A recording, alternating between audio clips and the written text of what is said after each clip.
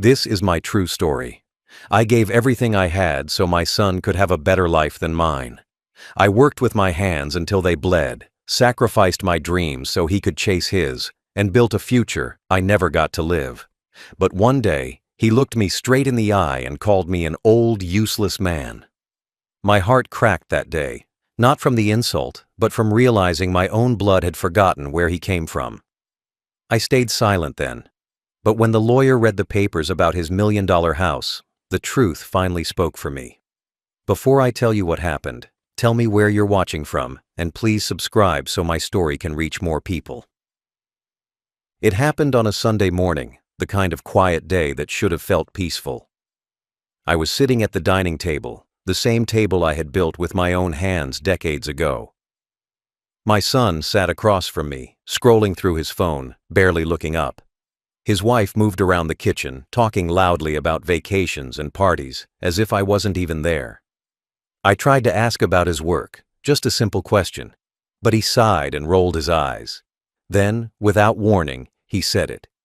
"You're an old, useless man." His words came out cold, sharp, and final. I froze. For a second, I thought I had misheard him.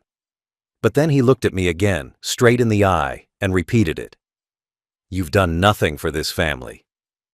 The room went quiet after that. I didn't say anything. I just sat there, staring at the cup of tea in front of me. The same hands that had fed him, carried him, worked for him, now trembled under the weight of those words. His wife didn't stop him. She didn't even look surprised. Maybe she had heard him say it before. Maybe that's what they talked about when I wasn't around. I could hear the faint ticking of the clock on the wall. Every second that passed felt like another reminder that time had taken everything from me, my strength, my place in the house, my respect. He stood up from his chair, adjusting his shirt like nothing had happened. "You should stop sitting here every morning," he said. "You make the place look depressing." Those were his exact words. Depressing. I didn't respond. I didn't trust my voice not to break. He walked away, leaving the smell of his expensive cologne behind, a smell that once would have made me proud, but now only made me sick. His wife followed him upstairs, laughing softly about something on her phone. I sat there alone, my chest heavy, my hands still trembling. That wasn't the first time he had disrespected me. Over the years, small things had turned into wounds that never healed.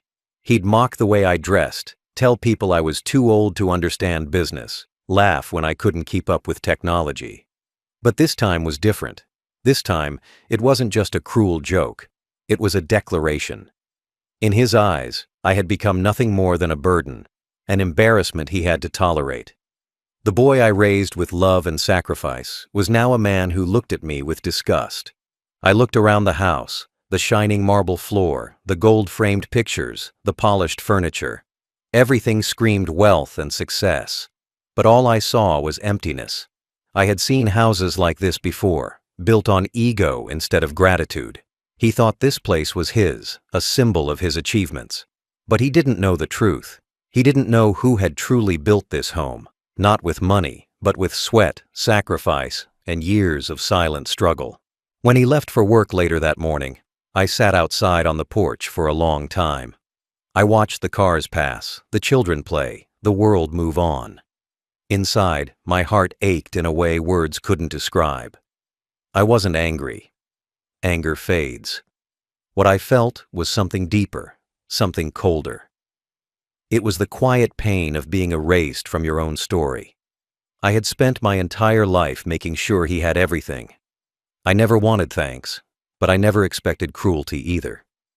That night, I couldn't sleep. I lay on my bed staring at the ceiling, replaying his words over and over in my mind. Old useless man.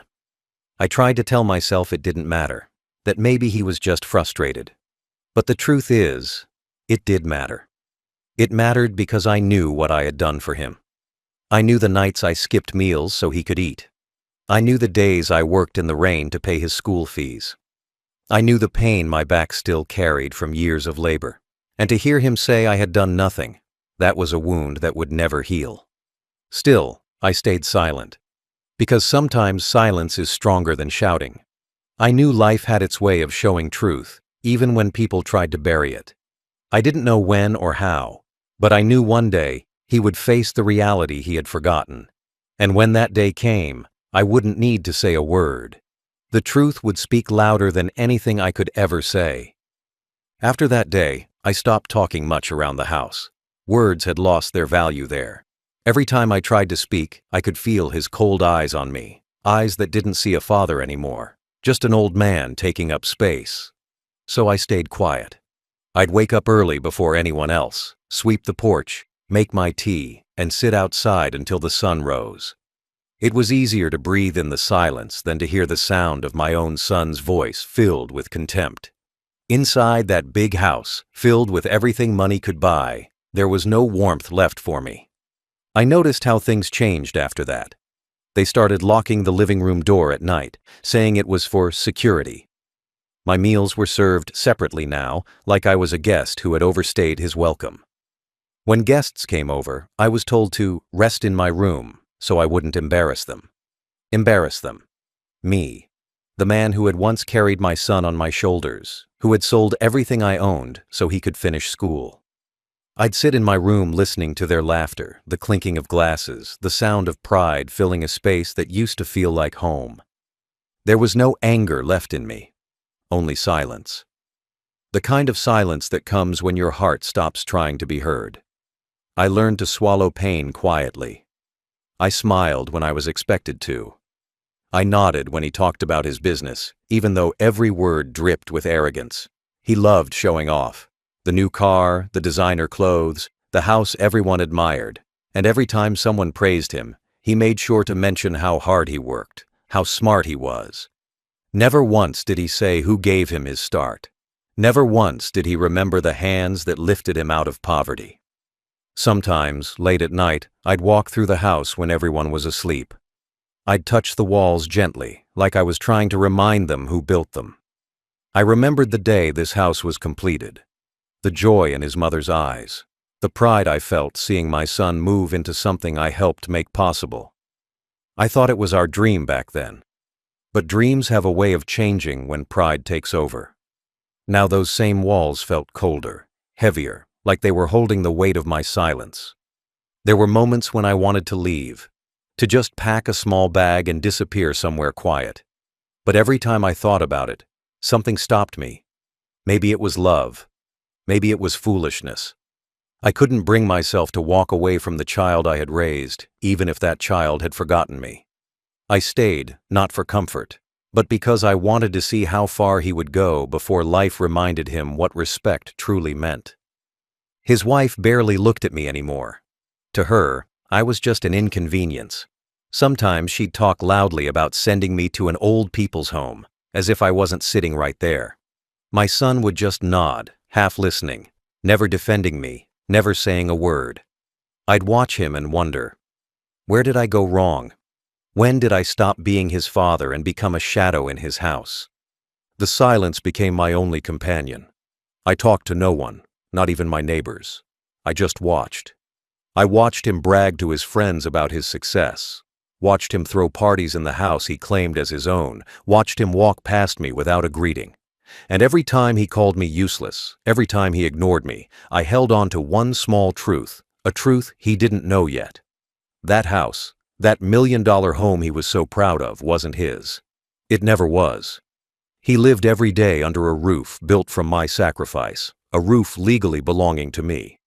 I never told him because I didn't want to embarrass him. But life has a strange way of revealing secrets when the time is right. So, I waited. Quietly, patiently. Because I knew silence was a weapon stronger than words. I didn't need to defend myself.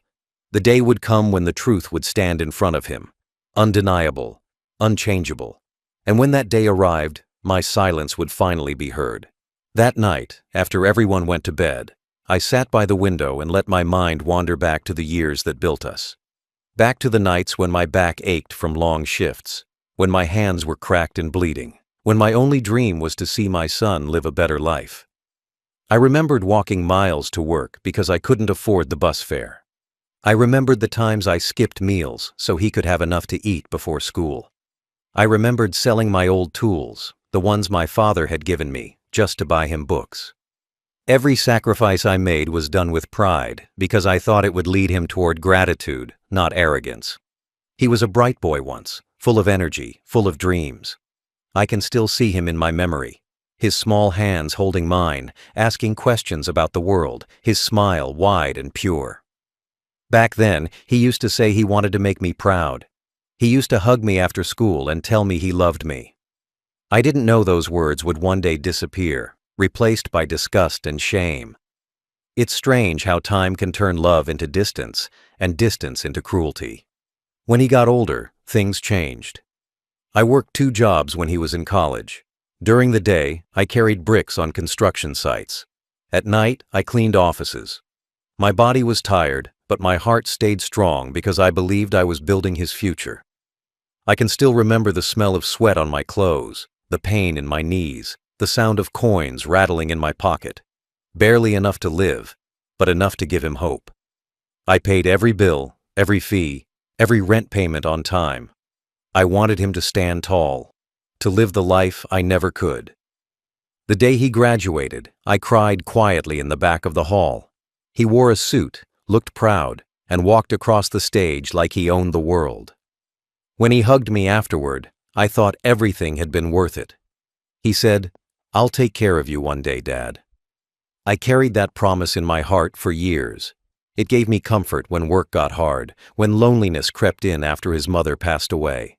I believed those words. I believed him.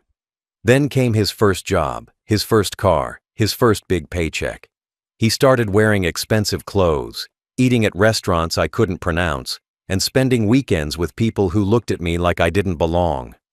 I was happy for him, even when he stopped visiting as often. But slowly, the distance grew.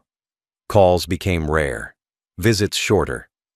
Then one day, he moved me into his house, saying it was easier to look after me. I didn't see the truth behind it then, that it was more about appearance than care. He wanted to look like a good son in front of people, not actually be one. That house, the one everyone admired, was built from the savings I had left after retirement. When his business idea failed years ago, he came to me desperate. I sold my last piece of land to help him buy the property. The deed, at the time, went under my name because he didn't have the credit or money. He promised to transfer it later once things settled. I trusted him completely. I didn't care whose name was on it. It was for him. I just wanted him to have something solid, something that would give him a stable future. But as time went by, he forgot. Or maybe he chose to forget. He started calling it his house, bragging to friends about how he bought it with his hard work. Every time I heard him say that, something in me broke a little more. Not because I wanted credit, but because I wanted honesty. I wanted him to remember. To say, just once, "My father helped me." But pride doesn't allow truth to live beside it. So I stayed quiet, watching him build his reputation on a foundation I had poured with my blood and bones. Now, as I sat by that same window, the moonlight falling across my wrinkled hands, I realized something. The man who called me old and useless was living under a roof that existed because of me. The same roof that kept him warm, the same walls that protected his family, were the ones I paid for. He didn't know it, but soon he would. Life always finds a way to uncover what's buried. I didn't need revenge. I just needed the truth to come out. And when it did, I knew it would hurt him more than any words I could ever say.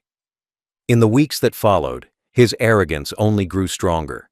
He walked around that house like a king, chest high, voice loud, talking about how far he had come in life.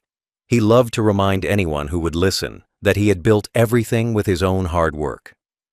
Sometimes, I'd sit in the corner of the living room, pretending to read the newspaper, and just listen. He'd brag about his business deals, about his expensive car, about the property that everyone in the neighborhood admired. And every time he said, "I bought this house myself," I felt a sharp pain in my chest, not from anger, but from sorrow. He didn't know, or maybe he didn't care to remember. Either way, the truth stayed buried while his pride grew louder. He started throwing parties almost every weekend. Loud music, laughter, glasses clinking, people talking about money and success.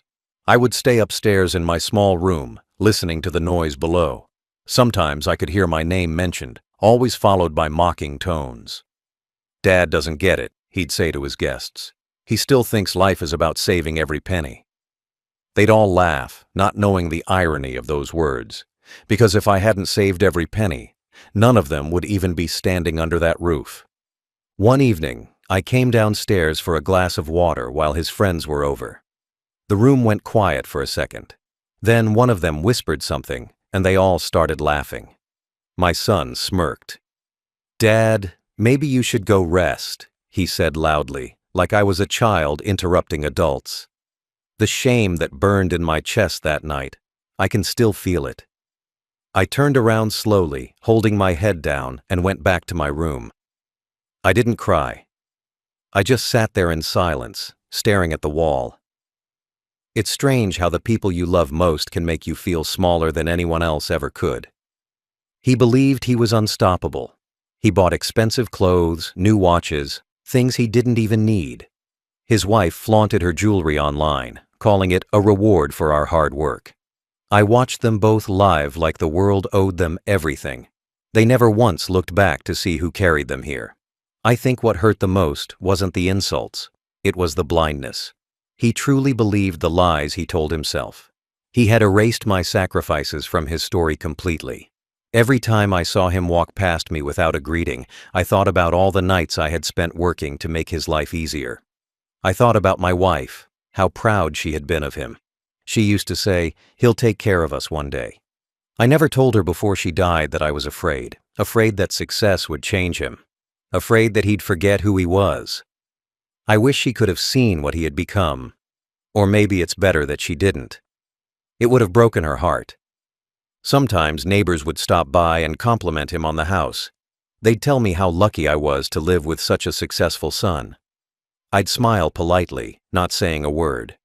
What could I say? That the son they admired was living in a home his father had bought? That every inch of that marble floor was paid for by my sacrifices? People wouldn't believe it. They only see what shines. They never ask where the light came from. I remember one day he brought his lawyer over for dinner. They sat in the dining room discussing finances, future investments, and property papers. I stayed in the kitchen, listening quietly. My name came up once, when the lawyer reminded him of some old document linked to the property deed. My son brushed it off. "Oh, that's just an old technicality," he said, laughing. "The house is mine." The lawyer nodded, but something about his tone caught my attention. There was hesitation, a small pause. It made my heart beat faster. After they left, I lay in bed staring at the ceiling. My mind kept replaying the lawyer's words. Old document. I remembered the paperwork we signed years ago, my name on the deed, his promise to transfer it someday. I had forgotten all about it until then. Maybe the world had forgotten too. But the law doesn't forget. Paper doesn't lie. As I drifted to sleep that night, a quiet thought came to me. Maybe life was getting ready to balance itself again. I didn't wish him harm. I didn't want revenge. But I knew the truth had a way of showing up when pride got too loud, and my son's pride was screaming. It was only a matter of time before the truth finally spoke, not from my mouth, but from someone else's. A few weeks later, it happened. One morning, his lawyer called and asked for a family meeting. My son told me about it casually over breakfast, as if it was just some routine paperwork. He said they were finalizing documents for a refinancing deal on the house, something about restructuring loans and ownership verification. I nodded quietly, pretending not to care. But inside, my heart felt heavy. I didn't say anything. I just sipped my tea and listened to him boast about how smoothly everything was going. He didn't know that the very papers he was so confident about would soon humble him more than life ever could. The day of the meeting came. The lawyer's office was in the city, big and modern, filled with glass walls and shiny floors. My son dressed sharply in a dark suit, his wife beside him, her perfume filling the car. They barely spoke to me during the drive. I sat in the back seat, looking out the window at the world passing by. My mind wasn't on the meeting. It was on all the years that had led to this day, the pain, the silence, the forgotten kindness. When we reached the office, the lawyer greeted us politely. He was a younger man, respectful, but cautious in his tone. We sat down in a large room with a long wooden table. My son sat proudly at the head of it, like it was his company being discussed. I sat quietly at the other end, hands folded on my lap. His wife scrolled on her phone, uninterested. The lawyer opened a folder full of documents, clearing his throat. "Before we proceed," he said, "I need to confirm the current legal owner of the property in question." My son smiled confidently and leaned back in his chair.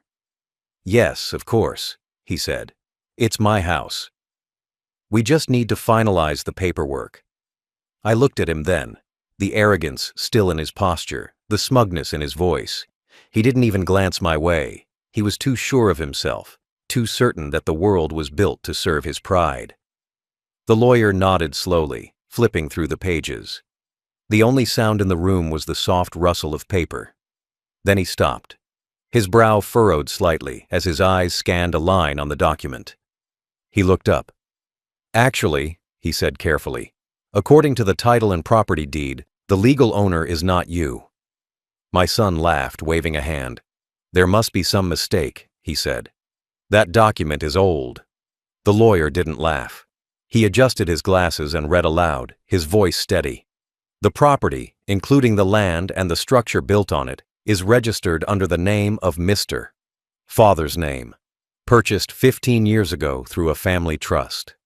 The words hung in the air like thunder. I could see my son's smile fade instantly. His eyes widened. His wife looked up from her phone, confused. The lawyer continued, explaining the history of the ownership, the payments, the legal transfers that never took place. Every word he spoke was like a hammer striking my son's pride. I didn't say a thing. I just sat there, still, watching the truth unfold in front of him.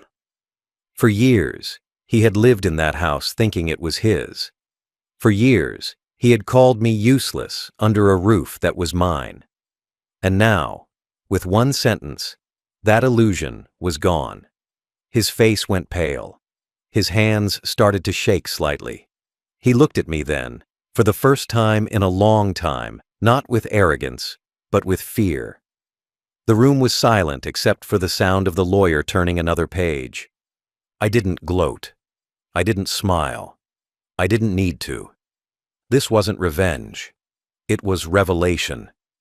Life had simply opened the curtain. The truth that I had carried quietly for years was now standing in the middle of that room, undeniable. My son leaned forward, trying to speak, but his voice cracked. He asked the lawyer to check again. The lawyer nodded, almost uncomfortably, and said, "There is no mistake. It's all here, signed and recorded. Your father is the sole owner." My son looked at me like he didn't recognize me anymore. For a man who thought he owned the world, it must have felt like the ground beneath him had vanished. He wasn't angry yet, just lost. His wife, however, was furious. She whispered harshly to him, her eyes darting toward me with disbelief, maybe even disgust. But none of that mattered. I sat there calmly, my old hands resting on the table, my heart strangely light. The lawyer began to gather the documents, clearly uncomfortable with the silence in the room. He said we could discuss how to proceed, but I knew it was already over. The truth had done what it came to do. I stood up slowly, leaning on the table for support. My knees ached, but my spirit felt stronger than it had in years. My son stayed seated, his head low, his pride broken. For the first time, he didn't have a single word to say. The air in that room felt heavy, thick with shock, disbelief, and a silence that no one dared to break. My son sat there frozen, staring at the lawyer like he had just heard the world end. His wife fidgeted beside him, her eyes wide, her hands clutching her handbag so tightly her knuckles turned white. The lawyer cleared his throat softly, trying to move on with the papers, but the weight of what he'd said still hung in the air like a storm cloud that refused to pass. I sat quietly, my hands folded on the table, watching my son's world collapse piece by piece without saying a single word. He kept looking between me and the lawyer, as if one of us might laugh and tell him it was all a mistake. But no one spoke. The truth was written there, black ink on white paper. My name, still clear after all these years. I had forgotten what it even looked like on official documents. It felt strange, almost unreal, to see it there again. The house he bragged about, the house he mocked me in, the house he called his. It was never his. It was mine. It always had been. He tried to speak, but his voice came out cracked and weak. "This can't be right," he said, his eyes flicking to the lawyer for reassurance. But the lawyer only shook his head gently. "It's all legal and verified," he said quietly. "The ownership was never transferred." My son leaned back slowly, his confidence draining away like color from his face. I could almost see the moment it hit him. The realization that everything he had built his pride on was standing on my foundation. And now, it wasn't just pride that was breaking. It was his illusion of control. I sat still, calm, almost too calm. For years I had imagined what this moment might feel like, if it would bring satisfaction, if it would heal the pain. But it didn't feel like victory. It felt heavy, because no father wants to see his child fall, even if that child once pushed him down. I didn't want to destroy him. I just wanted him to understand. Respect isn't given because of money or power. It's earned through humility, and humility is something life forces into you when pride blinds you for too long. He turned his eyes toward me, trembling. For the first time in years, he didn't look at me with disgust. He looked at me like a lost boy, confused, scared, small. It was almost painful to see. His lips parted, but no sound came. I could see the tears forming in his eyes, though he tried to hold them back. His wife broke the silence first. She asked the lawyer if this meant they couldn't refinance, her voice shaking. The lawyer nodded politely, explaining the house couldn't be used for any loan or claim without my consent. Her face twisted in frustration, and she looked at me with blame, as if I had done something wrong by simply existing. I didn't respond to her glare. I just sat there, letting the truth settle into the room. Every breath, every second, felt like justice without cruelty. My son lowered his head, unable to meet my eyes again. He muttered something, maybe an apology, maybe disbelief. I couldn't hear clearly, but I didn't need to. His silence spoke louder than words. The man who once called me old and useless now sat helpless in front of me, not because I wanted him to, but because life had put him there. The lawyer, uncomfortable with the tension, began closing the folder. "If you wish, we can schedule a meeting later to discuss future arrangements," he said softly. I nodded. My son didn't move. He just stared down at the table, hands clenched, breathing heavy. I could tell he wanted to ask me to fix it, to give him back the illusion he had lost. But I also knew this was something he needed to sit with. Pride only learns through silence and pain. I stood up slowly, pushing my chair back. My knees creaked, but my back stayed straight. I looked at the lawyer, thanked him politely, and turned toward the door. My son didn't follow me. He didn't say a word. I could feel his eyes on me, heavy, desperate, ashamed. I didn't turn around. Some moments don't need words. They just need time. I walked out of that room quietly, leaving behind the man who had mocked me, the wife who had ignored me, and the lawyer who had just witnessed the power of truth. Outside, the wind hit my face. It felt cold, sharp, clean, like something had finally been washed away. I took a deep breath and felt a strange calm inside me. I didn't feel proud. I didn't feel angry. I just felt free. The truth had spoken, and it had spoken without me having to say a word. The world has a way of balancing itself, and that day, it finally did. I will never forget the look on his face when the lawyer spoke the truth aloud. It was like watching a storm hit a man who thought he was untouchable. For years he had stood tall, proud, untouchable in his arrogance, and in one moment, his whole world cracked open. "The property belongs entirely to your father," the lawyer had said, so calm, so final. I saw my son's confidence melt away, replaced by disbelief, confusion, and then shame. He blinked fast, his mouth slightly open, trying to make sense of words that refused to change, no matter how hard he stared at them. His wife's hand dropped from his arm, her expression shifting from surprise to something colder, anger mixed with disappointment. She looked at him as if she had just realized the truth too. The empire she thought she married into had never belonged to him at all. He tried to speak again, but his throat tightened. "No," he whispered, shaking his head. "That's not possible." The lawyer didn't even flinch. He reached into the folder and slid the original property documents across the table. The sound of the paper brushing the wood echoed in the quiet room. My son stared down at the pages, his eyes scanning the lines desperately, as if he could somehow read them differently this time. But there it was, my name. The same name he had stopped respecting long ago. The same name he had erased from his own story. I watched him trace the letters with his finger, slowly, like he didn't want to believe they were real. The color drained from his face. His hands shook. His wife looked between us, her face tight with disbelief. She whispered something to him, sharp and fast, her voice full of frustration. But he didn't answer. He just kept staring at that paper, at the truth that had finally caught up to him. For the first time in years, he had nothing to say. No clever words, no arrogant tone, no proud smile. Just silence. The kind of silence that breaks a man from the inside. I didn't move. I didn't gloat. I just sat there, watching the son who once called me old and useless realize that the roof over his head, the floor beneath his feet, the very house he called his, it all belonged to me. I had built that house not out of pride, but out of love. I had given him everything I could, trusting that one day he would remember who stood behind him when he was nothing. Instead, he had buried my kindness under lies. And now, the truth was digging it back up, piece by piece. He finally looked up at me then. His eyes were red, wet, full of something I hadn't seen in years. Fear. Not fear of me, but fear of the truth.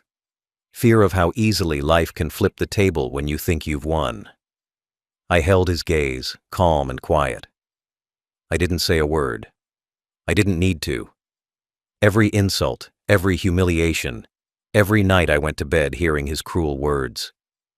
They all came rushing back to him now. Not through my anger, but through reality itself. His wife broke the silence again. "Is this true?" she asked, her voice trembling with both anger and panic. The lawyer nodded, explaining how the house had been purchased through my trust and how ownership was never legally transferred.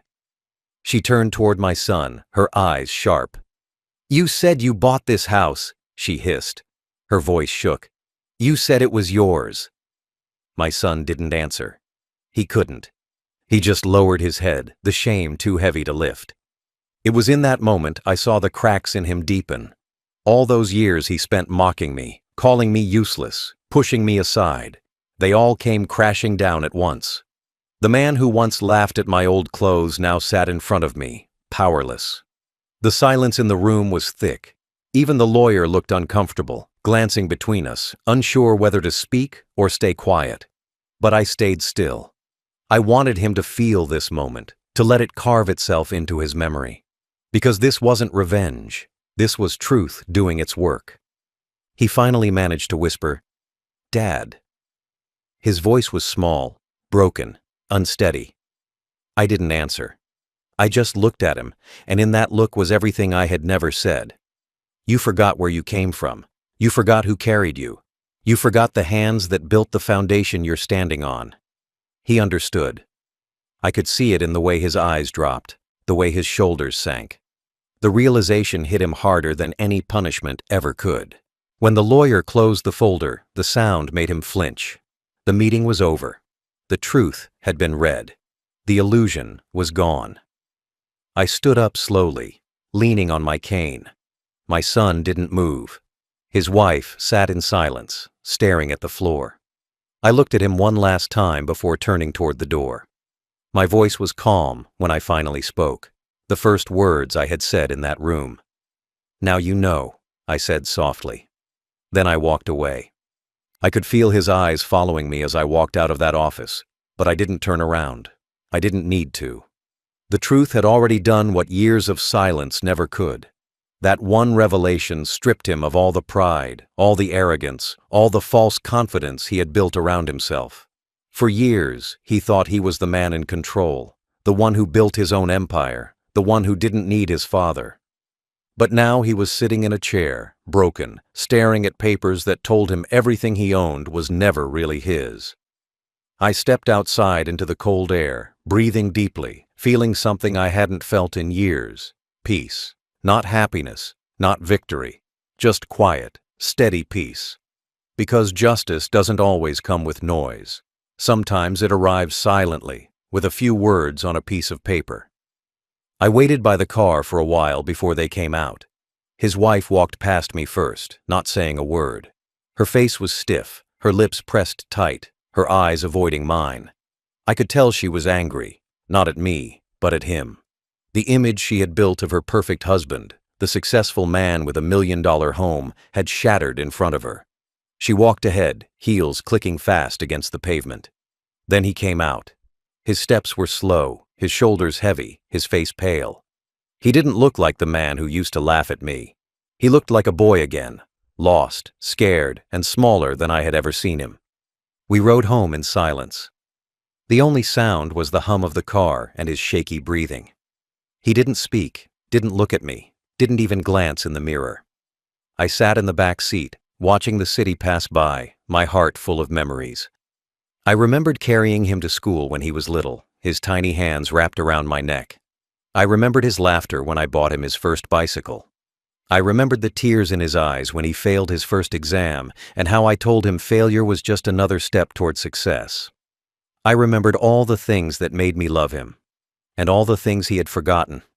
When we reached the house, he didn't open the door for me like he used to. He just walked ahead, shoulders slumped. His wife followed him inside, silent. I walked slowly, each step echoing through the hallway. The house felt different that day. It didn't feel like theirs anymore. It felt like mine again. Every corner, every picture frame, every piece of furniture felt like it was finally returning to me. Not in ownership, but in truth. He sat on the couch, head in his hands. His wife stood near the window, her arms crossed. No one spoke. The silence was heavy, almost painful. I looked at him and saw the man who once called me old and useless, now sitting in a house he didn't own, surrounded by the emptiness of his pride. It wasn't revenge that filled me. It was sadness. Because this was never how I wanted things to end. I had dreamed of seeing him grow, of seeing him succeed and still remain humble. I had imagined us sitting together, sharing stories, laughing over tea. But instead, here we were, a father and son divided by arrogance, by greed, by the price of forgetting love. He finally lifted his head. His eyes were red and tired. "I didn't know," he said quietly. His voice trembled, almost breaking. I didn't answer. What was there to say? Words wouldn't fix what pride had destroyed. He lowered his gaze again, whispering something I couldn't hear. Maybe it was regret, maybe apology. But even if it was, it came too late. Some wounds can't be healed with words. They need time, and sometimes silence. Later that night, I heard them arguing behind closed doors. Her voice was sharp, full of anger. His was weak, defeated. I didn't want to listen, but I couldn't block it out. She was asking him how he could let this happen, how he could lie about something so big. He didn't fight back. He just kept saying, "I didn't know." I could hear her crying, slamming a door. The sound echoed through the house like thunder. Pride was gone, replaced by shame. I sat on my bed, staring at the photo of his mother on the nightstand. I whispered softly, "You see now, don't you?" Life taught him what we couldn't. I felt tears roll down my face, but they weren't tears of joy or sorrow, just release. 10 years of humiliation, silence, and pain had come full circle. I didn't take anything from him that day. I didn't punish him. Life had already done that for me. When morning came, the house was quiet. He didn't come downstairs for breakfast. His wife had left early. I sat alone, drinking tea in the same kitchen where he once called me useless. But this time, I wasn't angry. I was free. The truth had spoken, and it didn't need to be repeated. I had carried pain for years, and now it was gone. All that remained was a calm understanding that respect can't be bought, and pride always finds its way back to the ground. The next day, he finally came to see me. I was sitting outside in the small garden behind the house, trimming the plants like I did every morning. The air was still, quiet, heavy with a kind of peace that comes only after truth has spoken. I heard his footsteps behind me, slow, hesitant, like a child who didn't know how to face what he had done. I didn't turn around right away. I let him stand there, let him think about every word he wanted to say. For years, I had waited for a moment like this, not for revenge, but for honesty. He stood there in silence for a while. I could feel the weight of his guilt without him saying a thing. Finally, he spoke. His voice was low, trembling. "Dad, I didn't know." I swear I didn't know. I didn't respond. My hands kept working, pulling weeds, cutting dry leaves. It wasn't anger that kept me quiet. It was something deeper. I had spoken to him so many times before, pleaded for understanding, tried to remind him of love, respect, humility. None of it had reached him, but life had done what my words couldn't. So I stayed silent and let him speak. He kept talking. His words spilled out, broken and heavy. He said he never meant to hurt me, that he thought I wanted him to take control, that he thought I had given up everything willingly. He said he didn't realize the house was still under my name, that he never checked, that he just assumed. Every word sounded weaker than the last.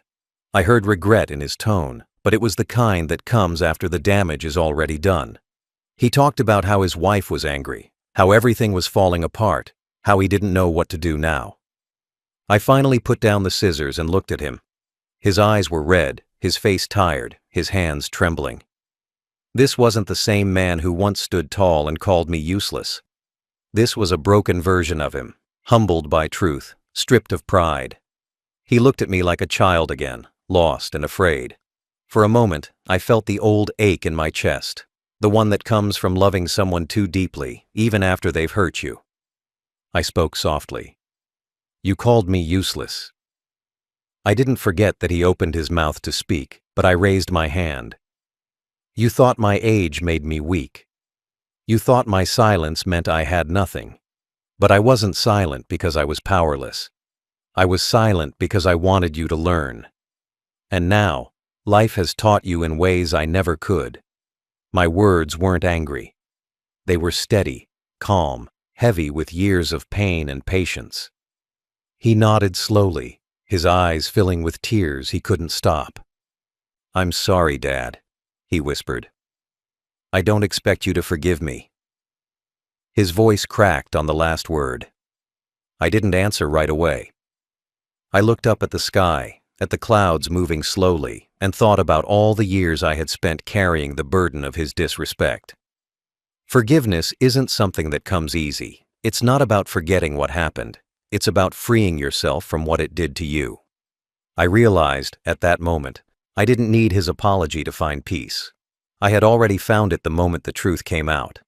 I stood up slowly, my knees weak, but my heart steady. I looked at him, really looked at him.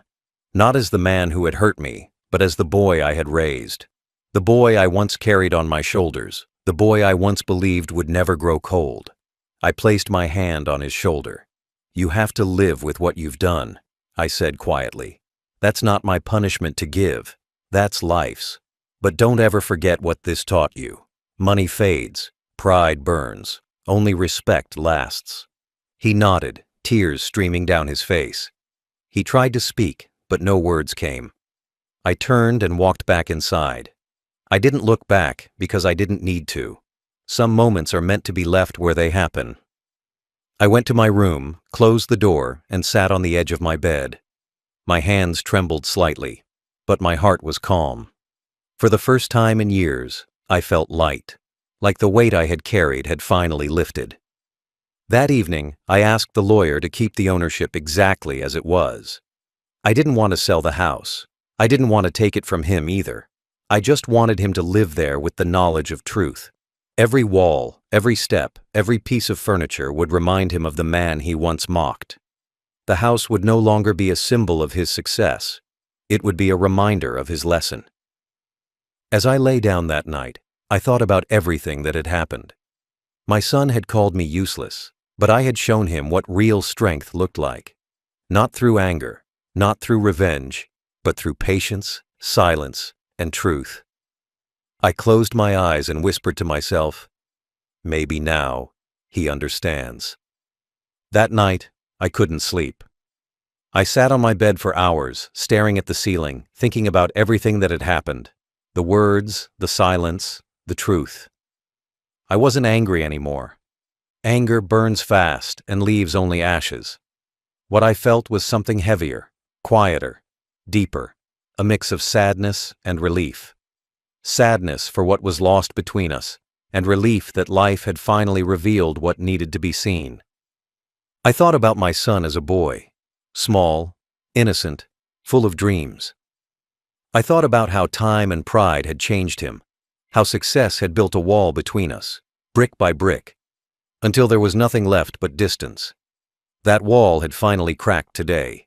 It didn't crumble completely, but a small piece had fallen, enough for light to pass through. In the morning, the house was quiet. No laughter, no noise, no arrogance, just silence. My son didn't come out of his room. His wife left early, her footsteps sharp against the floor, her perfume lingering behind her like bitterness in the air. I made tea for myself and sat by the window, watching the sunlight spread across the yard. Everything looked calm, but inside me there was a storm. Not of anger, but of reflection. I kept thinking about what this all meant. I didn't want revenge. I didn't want him to suffer. What I wanted was understanding. For him to finally see the truth about respect, love, and what it really means to be rich. Around noon, he came downstairs. His eyes were swollen, his face pale. He looked like he hadn't slept either. He didn't say anything. He just sat across from me, his hands shaking slightly. We stayed like that for a while, two men connected by blood but separated by choices. I didn't speak. Sometimes silence teaches louder than any words. Finally, he whispered, "Dad, I don't know what to do." His voice was small, fragile, like a boy lost in a world he thought he understood. I looked at him and said softly, "Start by remembering." He frowned slightly, confused. I continued, "Remember who helped you when no one else did. Remember the nights someone worked while you slept. Remember the sacrifices made quietly, without asking for thanks. Respect starts where memory lives. You forgot. And that's why you fell." He nodded slowly, tears filling his eyes again. He understood now. Not fully, but enough. I could see the shame on his face, but also something else. Humility. The beginning of change. I told him I wasn't angry anymore. I told him I didn't want the house, the money, or the title. What I wanted was for him to never forget again. I wanted him to treat people with kindness, to value the ones who stood by him when he had nothing. "You called me useless," I said quietly. "But the truth is, a man who forgets where he came from is the one who becomes useless." He broke down then, not from guilt, but from realization. The kind of realization that cuts through pride and leaves only truth behind. He promised to make things right. I didn't stop him or encourage him. Some promises don't need to be heard. They just need to be lived. Time would show if he meant it. I could see in his eyes that something inside him had shifted. Maybe it was the first time he saw me, not as an old man, but as the foundation that carried him. Maybe it was the first time he truly understood the meaning of respect. That evening, as the sun set, I walked through the house slowly. My footsteps echoed through the halls, the same halls where I had once been ignored, insulted, and forgotten. But they didn't feel heavy anymore. Every wall, every corner, every room whispered a different sound now. Not pain, but peace. The truth had cleansed the house. It had turned shame into reflection, pride into humility. I stopped by his door before going to bed. I heard him inside, talking softly to someone on the phone. Maybe his wife, maybe his lawyer. His tone was calm, different. I didn't listen to his words. I didn't need to. I knew life had done what I could never do. It had humbled him. And humility, once learned, never leaves a man completely. That night, I sat by the window and looked up at the stars. I thought of his mother. "He understands now," I whispered. "It took years, but he finally sees." A tear rolled down my cheek, but this time it wasn't from pain. It was from peace. My son had lost his pride, but maybe, just maybe, he had found his soul again. The next morning, I packed a small bag. I was leaving for a few days to visit an old friend. As I stepped outside, I looked back at the house one last time. It stood tall, quiet, golden in the morning light. Not as a monument of wealth, but as a lesson written in bricks and truth. Respect doesn't come from money. It comes from remembering who built the ground you stand on. And that, finally, was enough for me.